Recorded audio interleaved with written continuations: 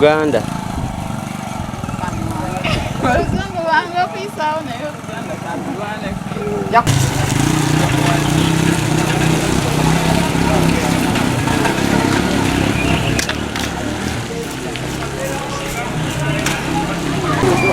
Avera.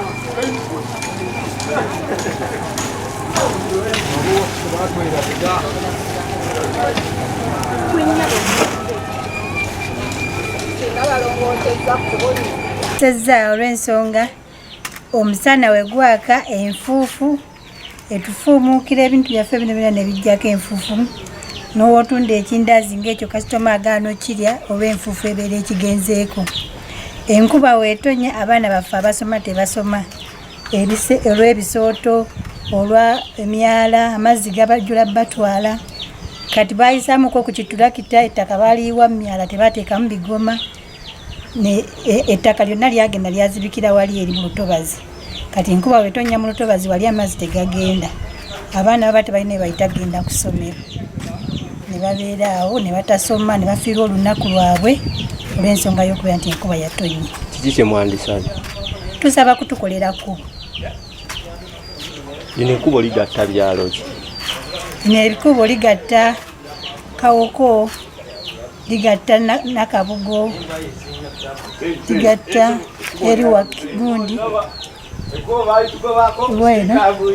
Bujuuko, Kireka. Okusomoozebwa kwe tusanze be bantu bannayuganda abaganya okitegeera nti okuyiwa kasasiro mu myala kibi nnyo.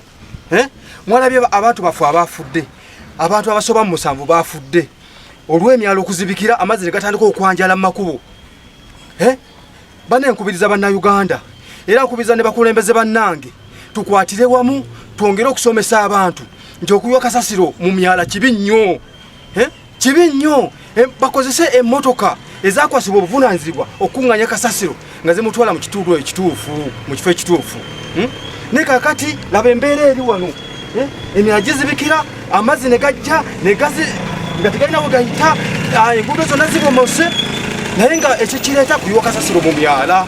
Banaye bannayuganda ensi yaffe tujagale tukole ebyo ebisanyusa tukole ebyo ebitwala eggwanga lyaffe mu maaso. Mbakubiriza tulekere okuyiwa kasasiro mu myala okuyiwa kasasiro mu makubo n'okwesiba kasasiro awaka kubanga endwadde ezisinga banaye mukimanye ziva mu kasasiro. Bagamba enguudo temuzikola. Enguudo zikolebwa naye olw'okuba nti emyala gizibikira ate n'enguudo by the way ku kyenguudo ne ssente gavumenti zeetuwa ntono. Mu Wakiso simanyi kye twakola gavumenti simanyi kubanga omusolo gusinga obungi guva wano mu Wakiso naye bakola enguudo zeeyo 40 Mbalala ludda waggulu kati wano Wakiso twabakola ki? Lwaki mukutukanganya mujjamu omusolo ate ne mukola enguudo zeeri? Banaye naffe mutufeeko naffe mutukolere bannawakiso tuli bubi tukaaba bannaye abantu baffe basasula omusolo naye ssente tebalaba kye zikola. Mutuwe ssente zimala enguudo zikolebwe naffe tweyagalire mu nsi yaffe. Awo banaye ababuuzaako si mulala era ayogera bino Honorable Councillor Ssegawa Robert nga nze nkikira abantu bebulenga ene bulaga mu myuka Wakiso Diocese ate ssente begombolola ddako banaye mundabiranga ddala nja kukola ngenda kukola okulaba nti egombolola lyaffe tugiteeka ku maapu. Erinnya Bosa Jonathan nga nze Dean of Students Bira Vocation Training Institute. Tusazeewo okulongoosa n'okuddiza ku kyalo kwe tubeera olw'abantu okwonona obutonde. Tukiraba nti embeera y'obudde ekyuse naye ng'ekyusiddwa lwaffe abantu abaganya okukola ebisaaniddwa okukolebwa. Tutaataaganyizza obutonde bw'ensi era obutonde bw'ensi bwe tuzze okuba kutereeza bwe tugenda okumala wano tugenda kusimba n'emiti okuwa abaana ekyokulabirako tetulina okulisavinga environment mwe tubeera. Era ku lwa Church of Uganda waliwo environmental month gwe mwezi gwe tumazeeko emabega twataaganyizibwamu ne takituukiriza naye tusalawo katuddize ku community we tubeera basobole okumanya nti waliwo essomero ebalimu n'oyongera okumanya nti Bira Vocation yeyaniriza abantu bonna era n'obutonde bw'ensi tukitwala nga kya mugaso kubanga twagala n'okuteekawo embeera gye tuyinza okukozesaamu kasasiro okumufuula ow'omugaso. Era mu nsonga eyo ensonga lwaki tusazeewo tumukuŋŋaanye tumutwale tubeeko kitumukolamu ekyenjawulo.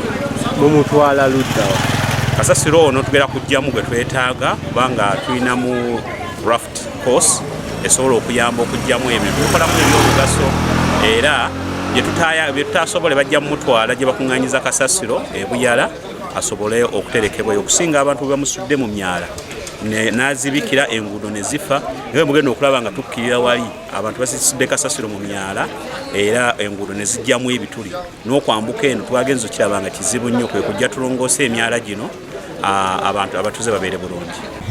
Nze nyamanya gange nze mukyala Juliet Nankanja Ngabirano nga ku research akatonda nze principal wa Bira Vocational Training Institute ettendekero ery'emikono erisangibwa e Nakabugo nga lyatandikirwawo kanisa ya Uganda mu mwaka 1992 okubangula abayizi mu by'emikono basobola okwetandikirawo emirimu gyabwe. Olunaku olwaleero tugenze okwetaba mu mulungi bwansi nga tuyigiriza abayizi waffe nti wadde mufunye eby'emikono twagala mubeere nga bantu ab'ekitiibwa basobola okussaamu obutonde ekitiibwa era nga basobola okuyiga nti nno nze naawe bwe tuba tutulabiridde obutonde tetujja kubonaabona nabizibu byetutandise okulaba ng'amataba n'okulaba ebintu ebitandise okutta abantu olw'okubanga tubadde balagajjavu engeri gye tukwata naddala obuveera oba plastic gye tulina. Abayizi bano tubeyigiriza eby'emikono okuva ku byekubajja, tuyigiriza okuzimba, tuyigiriza ebyokutunga, eby'enviiri, ebyokufumba, tubayigiriza ebyamasannyalaze, okukanika emmotoka n'okubeera nga basobola okupanga payipu nga bataddewo ebizimbe bye bazimbye. Naye tumala okubayigiriza tubagamba mugende muyigirize byonna gye muva basobole okukwata obutonde. Twebaza nnyo abakulu b'ebyalo abasobodde okujja okubuulira ebyobulamu eri abantu abatuuze baffe. Era twogedde n'ab'obutale tubagambye kasasiro gwe tulina tetumusula mu myala.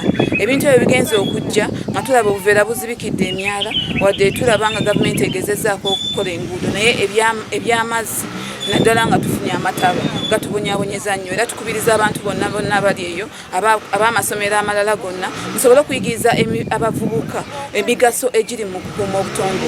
Twebaza nnyo abakulu baffe abasobodde kulira essomero lino abakanisa ya Uganda okulaba nti abayizi baffe abasomeddeyo bavuddemu nga bafunye eby'emikono ebigenda bebeezaawo ate nga bongeddemu n'amagezi gano amalala ag'okubabeezaawo mu nsi gye babeera. Mwebale nnyo twebaza nnyo ab'amawulire abayongedde okubangula abantu ku biiki obuli mu kutyobola ebyobutonde.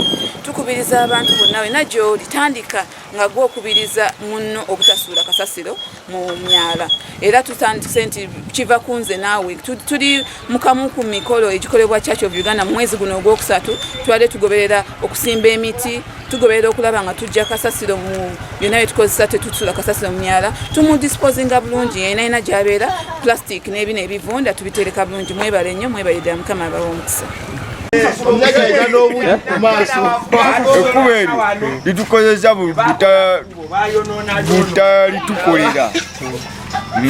butalitukolera tetwandiyagadde era tukolera myala egyo sebo nga bwogiraba kubanga emyala era ogiraba tegiri bulungi okisegeera naye emyala egyo ebagikola nga giri fiti awo eggwanga liba literedde guli omwala omwene ogutwala amazzi gwegugira gokka gwe gusumbuwa kati gwe gusumbuwa ekyalo kye kisegeera naye nga kyekyo ndowooza nze kyekyange.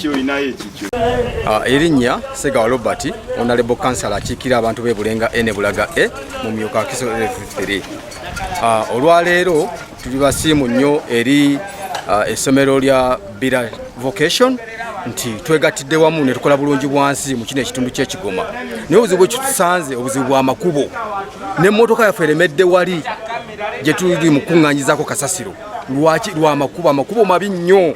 Bane gavumenti nsaba bayizeewo ekkubo lya Gombolola ssentebe bwange Felix Semuju nkusaba bannaaye ne technical team mutukwasizeeko naddala ku makubo gano. Amakubo gatabuse ekire ky'enkuba kiba kimu ne kikyankalanya amakubo gonna agabagalimiddwa. So kyensaba tukyusemu mu nkola y'amakubo tukozese malamu ne bwe tulima amakubo matono naye nga tugataddemu malamu ne tutereza n'emyala kijja kuyambako abantu baffe okubatereza amakubo okusinga okuyeeta tractor neeta mbuyisi ekire ky'enkuba kimu amakubo ne gakola ki ne gonooneka. Katunule ekkubo lino engeri gye lifaananamu ebigwo abantu bagwa bigwo bodaboda zigwa bigwo emmotoka ziri zonna ziseeredde tezina we ziyita ate nga abantu baffe basasula omusolo bana nsaba tufe ku bantu baffe nabo baganyulwe mu musolo gwe basasula. Obuzibu weebwawo obuzibu buvaawa.